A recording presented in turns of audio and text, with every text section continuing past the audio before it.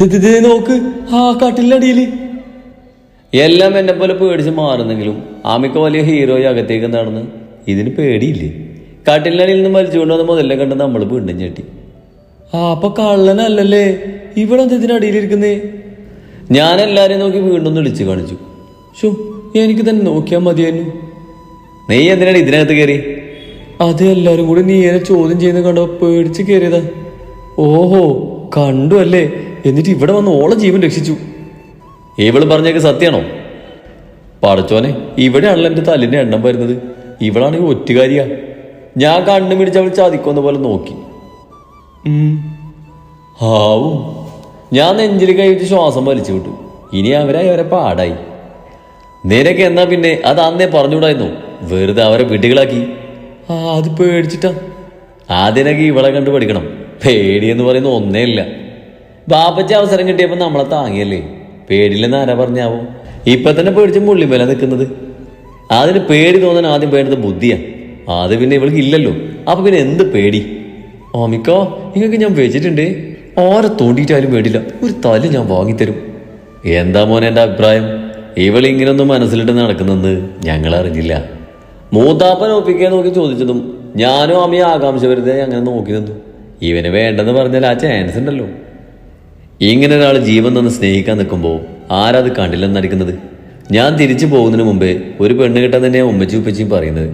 ആളെ തേടിക്കൊണ്ടിരിക്കുന്നേ ഉള്ളൂ. ഇനിയിപ്പോൾ അതിൻ്റെ ആവശ്യമില്ലല്ലോ. ആമി ഇപ്പോൾ പണ്ടടിച്ച അവസ്ഥയിലാണുള്ളത്. അങ്ങനെ അവളെ മാവും പൂത്തു. ഇവിടെ ഒന്നും നട്ട് പിടിപ്പിച്ചിട്ട് പോലും ഇല്ല. എല്ലാവരും ഹാപ്പി ആയിട്ട് ചിരിയൊക്കെ തുടങ്ങി. നമ്മളെ പാപ്പ മാത്രം എന്നെ നോക്കി കണ്ണുകൂർപ്പിച്ച് വെച്ച് നോക്കുക. എന്തോ അങ്ങനെ നോക്കി ഞാനും നന്നായിട്ട് വിളിച്ചു കൊടുത്തു. സത്യം പറയേ, നീ ഇതുപോലെ ആരെങ്കിലും മനസ്സിലിട്ട് നടക്കുന്നുണ്ടോ? ഓഹോ, അപ്പൊ അതാണ് ആ നോട്ടത്തിന് കാരണല്ലേ? ഇല്ല പാപ്പച്ചി, കാണുന്ന മൊഞ്ചന്മാരൊക്കെ ഞാൻ നോക്കാറുണ്ടെന്നല്ലാതെ അവരാരും എൻ്റെ ഭാഗത്തേക്ക് തിരിഞ്ഞു നോക്കാറ് പോലും ഇല്ല. അത് നന്നായി. ഇവളിങ്ങനെ ചെയ്തെന്ന് കരുതി നീ അതിൽ നിൽക്കണ്ടോ. നിനക്കെങ്ങാനും വല്ല പ്രേമോ ചുറ്റികളുണ്ടെന്ന് അറിഞ്ഞാ ഇതുപോലെ ആവില്ല. നിന്നെ തല്ലി കൊല്ലും ഞാൻ. അപ്പൊ നമ്മുടെ പ്രേമത്തിന്റെ കാര്യം തീരുമാനമായി. കോളേജിൽ പോയിട്ടെങ്കിൽ ഒരാളെ കിട്ടുമോ നോക്കണം എന്നൊക്കെ കരുതിയതാ. അതും നിർത്തി. അല്ല, ഇനി അവരോട് എന്ത് പറയും?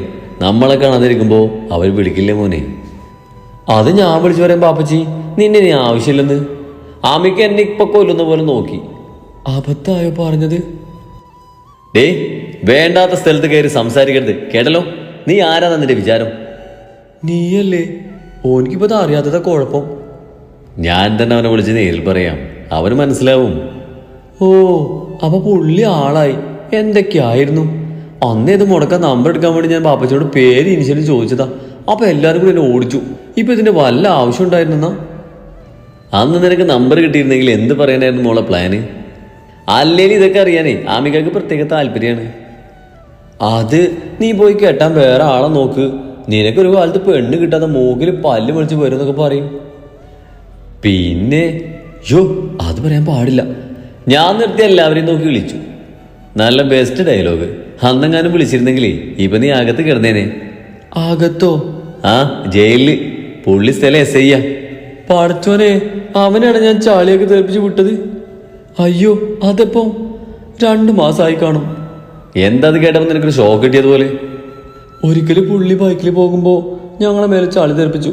അതിന് പ്രതികാരമായിട്ട് ഒരിക്കലും പുള്ളി വെള്ളയിട്ട് വരുമ്പോ ഞാൻ ചാളി വാരി എറിഞ്ഞു. SI ആയ സ്ഥിതിക്ക് എന്നെ കണ്ട പിടിച്ചോണ്ട് പോയി അകത്തിടും പാപ്പച്ചി. കയ്യിലിരിപ്പ് ഇത് പോക്കാണെങ്കിലേ മിക്കവാറും ഇടും. നീ എവിടെ പോയാലും അവിടെ പ്രശ്നമാണല്ലോ. ഇനിയെങ്കിലും മടങ്ങി ഒതുക്കി ജീവിച്ചാൽ നിനക്ക് കൊള്ളാം. അങ്ങനെ പ്രശ്നം കോംപ്രമൈസ് ആക്കി എല്ലാവരും പോയി. പക്ഷേ ഞാനിപ്പോഴും താടിക്ക് കൈ കൊടുത്ത് നിങ്ങളുടെ ചിന്തയിലാണ്. പഠിച്ചോനെ, അന്നെങ്ങാനും നമ്പർ കിട്ടിയിരുന്നെങ്കിൽ ഇപ്പൊ ഞാൻ ജയിലിലെല്ലാം ഉണ്ടാകുക. ഓർത്തപ്പോ തന്നെ ബോധം പോവാറായി. ഇത്രയും നല്ല ഉപദേശം തന്ന ക്ഷമിയാണ് അപ്പൊ ഓർമ്മ വന്നത്. അപ്പൊ തന്നെ പോകേണ്ടത് അവളെ വിളിച്ചു. ഡി പട്ടി തെണ്ടി, നീ എന്നെ കൊല്ലാനാണ് ഓരോ ഐഡിയ കൊണ്ട് വന്നത്. ഓ, എന്തോ എന്റെ ബാപ്പച്ചിയുടെ ഭാഗ്യം കൊണ്ടാണ് ഞാനിപ്പോഴും ജീവനോടിരിക്കുന്നത്. തെണ്ടി. ഹൈ, നീ തെറി നിർത്തി കാര്യം പറ. എന്നിട്ട് തെറി മാറ്റി പിടിക്ക്. കേട്ട് മടുത്തു. നീ അല്ലടി അന്ന് അമ്മയുടെ കല്യാണം മുടക്കാൻ ഐഡിയ പറഞ്ഞു തന്നത്. അന്ന് നമ്പർ കിട്ടിയില്ലെന്ന് ഒറ്റ കാരണം കൊണ്ടാ ഞാൻ ജീവനോട് ഇപ്പോഴും ഉള്ളത്.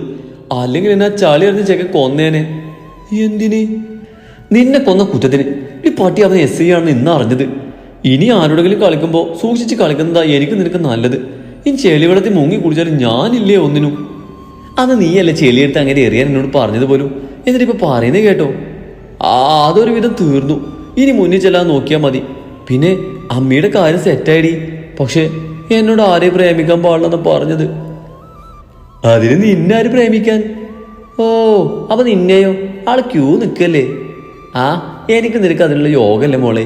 പ്രേമിക്കാൻ ആളെ കിട്ടിയില്ലെങ്കിലും വേണ്ടില്ല, കെട്ടാനെങ്കിലും കിട്ടിയാൽ മതിയായിരുന്നു. കിട്ടുമായിരിക്കൂലേ? എന്നെ പോലെ ഒരാൾ കൂടി ഉണ്ടെന്ന് അറിഞ്ഞപ്പോ എന്തൊരു സമാധാനം, വല്ലാത്തൊരു മനസ്സുഖം. എടി, എന്റെ രണ്ടാമത്തെ കാക്കൊരു പെണ്ണായിടി. മിക്കവാറും എന്റേത് പെട്ടെന്ന് തന്നെ ഉണ്ടാവേ. പെണ്ണായതല്ലേ ഉള്ളൂ. അതൊക്കെ കഴിഞ്ഞ് നിനക്കൊരു ചേക്കനെ കിട്ടണ്ടേ? നിന്നേക്കാ മുന്നേ എനിക്ക് കിട്ടും. ഓ പിന്നെ ഡി, നാളെ മുതൽ ഇവിടെ പെയിന്റ് അടിയാ. നോക്കാൻ വന്ന മുതലാളി തന്നെ അടാറ് മൊഞ്ചനടി. ബാക്കി തൊഴിലാളികളുടെ അങ്ങനെ ആയാൽ മതിയായിരുന്നു. ആരെങ്കിലും ഒരാളെ ഞാൻ ലൈൻ അടിച്ചിരിക്കും. നീ കണ്ട മോളെ? അതിന് നിന്റെ ബാപ്പച്ചി കോടീശ്വരൻ മരുമകനെ മതിയെന്നല്ലേ പറയാറ്. അതിന് ഞാൻ ലൈൻ ചെയ്യുന്നല്ലേ ഉള്ളൂ. കെട്ടാൻ ബാപ്പച്ചി കൊണ്ടുപോകുന്ന വരട്ടെ. അങ്ങേർക്ക് കാണുന്ന ആഗ്രഹം. അത് മാത്രല്ല, അമിക കൊല്ലുന്ന പറഞ്ഞിരിക്കുന്നത്. അതുകൊണ്ട് പ്രേമിക്കുന്ന ചെക്കനെ ഞാനങ്ങ് തേക്കും. അല്ല പിന്നെ. ഓ, എന്ത് മനോഹരമായ നടക്കാത്ത സ്വപ്നം. നിനക്ക് അസൂയടി, അല്ലാണ്ടെന്ത്. നാളത്തെ കാണിക്കും ഞാൻ. കല്യാണമായാലേ ഞാൻ നിന്നെ വിളിക്കും. നീ വരണം കേട്ടോ. അപ്പം നിനക്കളെ കാണിച്ചു തരാം. അപ്പൊ നീ ബോധം കെട്ട് വീഴരുതേ. ഫോണും വെച്ച് ഞാൻ ആളെ വീഴ്ത്താനുള്ള പ്ലാനിങ് നടത്തിക്കൊണ്ടിരിക്കുക. നല്ലൊന്നിനെ സെറ്റാക്കി അവളെ മുന്നിലെങ്കിലും ഷൈൻ ചെയ്യണം. ഞാൻ വാക്ക് പാലിച്ചു. ഇനി അതും പറഞ്ഞ് നീ എനിക്ക് സ്വസ്ഥത തരാണ്ടിരിക്കണ്ട. അമ്മി പറയുന്നത് കേട്ടാണ് നമ്മുടെ സ്വപ്ന ലോകത്തിൽ തുടങ്ങുന്നത്. അതേത് വാക്ക്? നീ ഞാൻ ചിന്തിച്ചത് എങ്ങനെ അറിഞ്ഞു കാണോ? ഏയ്, അതിന് ചാൻസ് ഇല്ല. നീ എന്താടി ഇങ്ങനെ നോക്കുന്നേ? നീയല്ലേ എന്റെ കാര്യം ഓക്കെ ആയാ മന്തി ഒരു ബോക്സ് ഐസ്ക്രീം വേണമെന്ന് പറഞ്ഞത്? ദേ കിടക്കുന്ന എടുത്ത് കഴിച്ചോ. ഓ, അതായിരുന്നല്ലേ ആശ്വാസം. മന്തി ഐസ്ക്രീം. പിന്നെ ഒന്നും നോക്കിയില്ല, എല്ലായിടത്തും കഴിക്കാൻ തുടങ്ങി. ഓ, ഒന്ന് പതിയെ കഴിക്ക്. ആരും കൈയിട്ട് വരാനൊന്നും വരില്ല.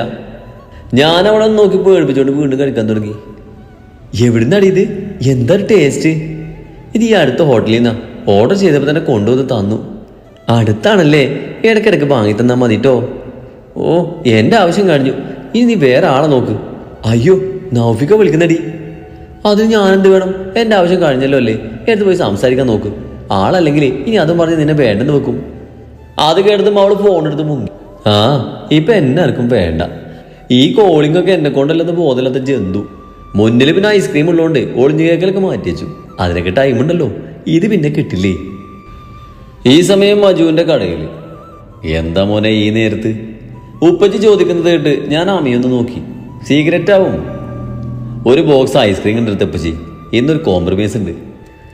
ഐസ്ക്രീം കൊടുത്ത് കോംപ്രമൈസ് ആക്കാൻ ഏത് ലക്ഷ്യം മോനെ അമി? നിന്റെ ആ പഴയ കേസാണോ? ഞാൻ വിളിച്ചുകൊണ്ട് ചോദിച്ചതും അവൻ എന്നെ തുറച്ചു നോക്കി. അതിനേക്ക് അവളെ ഓടിച്ചുവിട്ടിടാ. അവളെ കൊണ്ട് തന്നെ വേണം ഇത് കോംപ്രമൈസ് ആക്കാൻ. സത്യം പറഞ്ഞാൽ കിട്ടാൻ പാടാ കുരിപ്പ്. ഇന്നാണെങ്കിൽ എൻ്റെ കൈ കൊണ്ട് ആവശ്യത്തിന് കിട്ടിയതാ. അതിനൊക്കെ പ്രതികാരം ചെയ്യാൻ നടക്കാവും മുതൽ.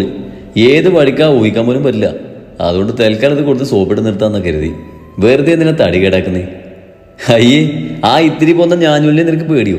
2 കൊടുത്താലേ മുതൽ നേരെയാവുന്ന എൻ്റെ അഭിപ്രായം.